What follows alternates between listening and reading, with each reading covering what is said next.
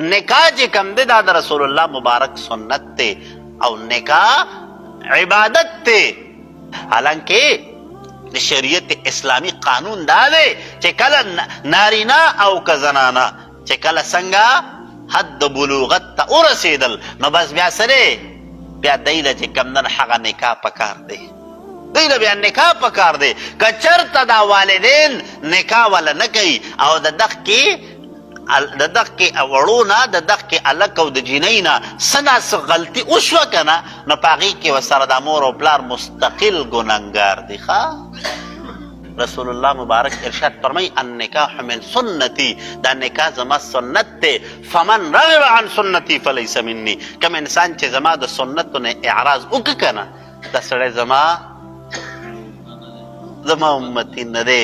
د سنت نه اعراض دا چې کم نن هغه وعید په رسول الله مبارک ورکوي.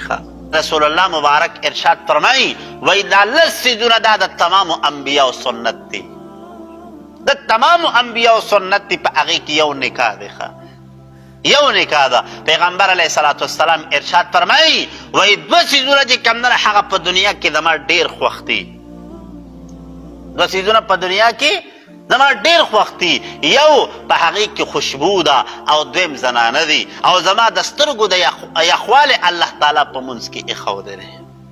نو نکاح دا چې کوم نه هغه یو حکم شرعي دی، خو د نکاح درې کیفیته دي. یا نکاح واجب دی په انسان باندې چې انسان به نکاح لازم کوي، یو کیفیت. دویم کیفیت هغه دی چې نکاح سنت دی او دریم کیفیت هغه دی چې هغه نکاح مکروه دی. په دغه ټیم کې به انسان نکاح نه کوي چې په کم ټیم کې په انسان باندې نکاح واجب دی هغه دا دی چې انسان خپل خواهشات چې کم نه هغه نشي کنټرول کولی او د ده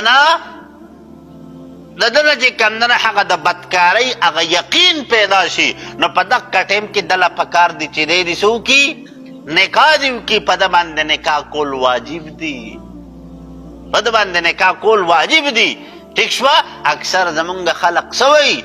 اکثر زمونږ خلق وایي هلک هله به دغه کو چې په خپلو خپو باندې ودرېږي، نوکري ورته میلاو شي، چېرته چې کم نن هغه بهر لړ شي، پیسې وګټي، نو هغې نه بعد والا چې کم نن هغه نکاح. حالانکې د شریعت اسلامی قانون دا دی چې کله نارینا او که زنانا چې کله څنګه حد بلوغت ته ورسېدل نو بس بیا سره بیا دی له چې کم نن هغه نکاح پکار دی، دی له بیا نکاح پکار دی. که چېرته دا والدین نکاح وله نه کوي او د دغه کې وړو نه د دغه کې هلک او د جینۍ نه څه نه څه غلطي وشوه که نه نو په هغې کې ورسره د مور او پلار مستقل ګنهګار دی،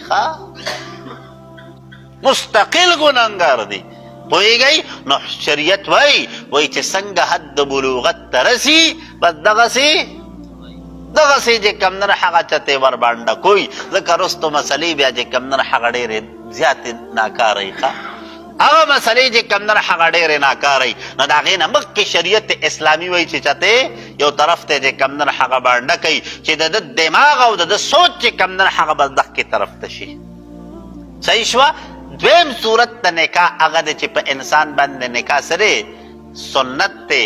هغه صورت کې چې کله انسان خپل خواهشات او خپل نفس چې کم نه هغه خو کنټرول کولی شي او د خپلې بیبي حق ادا کولی شي، خرچوله ورکوي، د خوراک او د سکاک او د سکنا د هغې ضروریات یې پوره کولی شي، نو بیا سره په ده باندې نکاح سنت دی. او دریم صورت هغه ده چې په هغې کې نکاح بالکل مکروه دی، بالکل دله نه دی پکار. بیا هغې کې یو هغه صورت دی چې کله انسان د خپلې بیبي حق نشي ادا کولی. نو په حقوقو کې یو حق دا دی چې د خوراک او د سکاک او د سکنا انتظام وله نشي کولی، او بل هغه چې کوم د هغې جسماني حق دی هغه نشي ادا کولی. نو په دغې صورت کې په ده باندې نکاح بیا مکروه دی، دی به یې نه کوي، بیا دی به یې نه کوي. لکه اکثر چې کوم نن هغه خلق په دغه ټیم کې په تویش کې راشي ډایرکټ چې کوم نن هغه چې هغې وایي نکاح کوم او واده وکوي او واده وکوي. خو لیکن حضرت علي نه چا تپوس وکوي دا نکاح څه شی دی، دا نکاح وی څه شی دی؟ حضرت علي ورته وایي سرور شهرن د یو میاشتې خوشحالي ده، د یو میاشتې خوشحالي ده، غموم دهرین د تمام عمر غمونه دي. او بل داسې غمونه دي قصور زهرین چې د انسان ملا ماتوي، و دخول قبرین انسان قبر ته لاړ چې خواښ کا که چې کم نه غمونه ختم نشي. نو صحیح شوه. اکثر زمونږ د مشران دی یو بل ته وایي که دا هلک له دې وایي څه غم کړی دی، څه غم دی وایي وله کړی دی، حقیقت کې غم دی. خبره مو دین تراله نکاح چې کم دی، نکاح اگر چې هغه وقتی طور سره لغونته کې چې کم نه هغه انسان ته په دې کې حالانکه سنت رسول الله مبارک دی، خو لیکن د هغه انسان له پکار دادي چې کم انسان د هر چا خپل خپل مقام پیژني.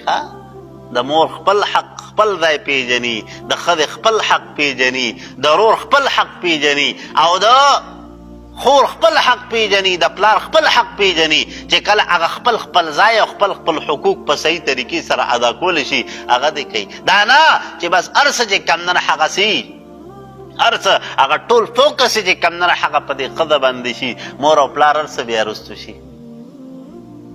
دغه صورت کې بیا چې کم نه هغه پکار نه ده.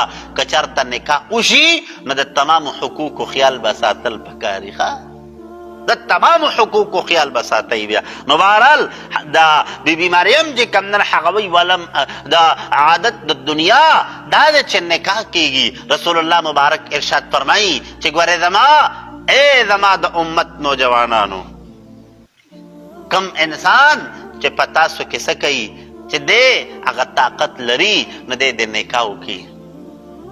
یا محشر الشباب من استطاع منکم الباءة فلیتزوج.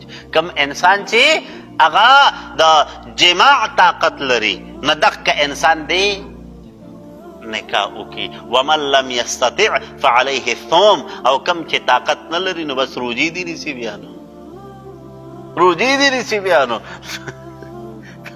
تاسو ولې دې دواړو ته اشارې کوي یا خاندئ؟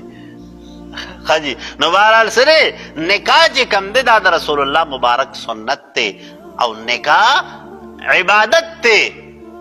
د پیغمبر علیه الصلاة والسلام صحابي دی حضرت عبدالله ابن مسعود رضی الله عنه، د فقه حنفیه بنیاد دی. هغه یو مسله چې کم نه هغه چا تپوس وکړه حضرت وی نفل عبادت بهتر دی او که اشتغال بالنکاح بهتر دی. په نکاح کې مشغوله کېدل بهتر دی او که نه نکاح کې مشغوله کېدل بهتر دی که نفل عبادت بهتر دی. هغه ورته وی که چېرته ما ته پته ولګېده چې زما د ژوند لس ورځې باقي دي وی زه به نکاح کوم او دغه خپل لس واړه ورځې به په اشتعال بالنکاح کې به یې تېروم. پوهېږئ تاسو نکاح عبادت دی. خو چې کله ښځه او خاوند یو بل ته کتابونه لیکي وایي چې څنګه خاوند کور ته ور داخل شو او په ښځه باندې نظر ولګېدو او ښځې دې خاوند ته وکتل او دواړو یو بل ته وخندل، فوراً په عمل نامه کې نیکۍ شروع شي. په عمل نامه کې دله چې کم نه هغه نیکۍ صرف په خندا باندې چې یو بل ته په خوشحالۍ باندې وګوري په عمل نامه کې نیکۍ لیکلی شي. نو صحیح شوه. خو نن اکثر چې څنګه کور ته لړ شي که نه نو تندي کې راته چې کم نه تندي نه راته بورمې لاس ته جوړ کړی چې بیا رالی بیا رالی. لہذا پکار دا ده چې په خندا پیشانۍ سره چې کم نه هغه یو بل سره هغه مخ کېدل، د یو بل هغه مخ ته کتل چې کم نه هغه دا ثواب په دې باندې الله تعالی اجر ورکوي چې ښځه خاوند ته ګوري، خاوند ښځې ته ګوري.